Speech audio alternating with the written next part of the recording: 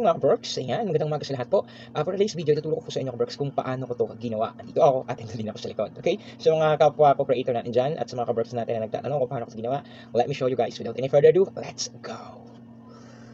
So, andito na tayo mga ka-Berks, no? So, dapat meron kayong screen recorders. So, ang aking cellphone ay meron po siyang built-in na screen recorders. Ayan, pero meron din akong dinownload as well na V-recorders. So, kung wala kayo, mag-download kayo ng V-recorders or X-recorders kung walang available na screen recorder ang iyong mga cellphone. So, here's the video guys. Punta na kayo ng Play Store.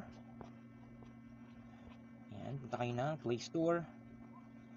Hanapin nyo ang InShot.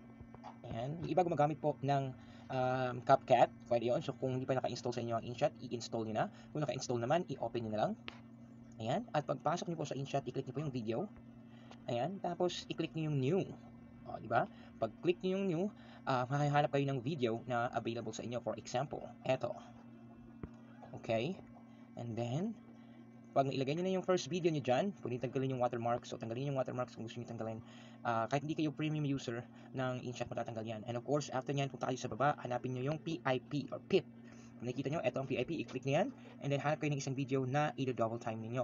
For example, ito namang video ko na to. Ayan. So lalabas yan dyan sa gitna. Okay? Wait lang natin. So it shows like that. Okay? Pwede mong ibaba, pwede mong iakyat, pwede mong igilid, pwede mong igilid. Okay? So try natin ibaba. So paano tanggalin ang background yan? Dito lang din po. Bago nyo i-okay, punta kayo dito.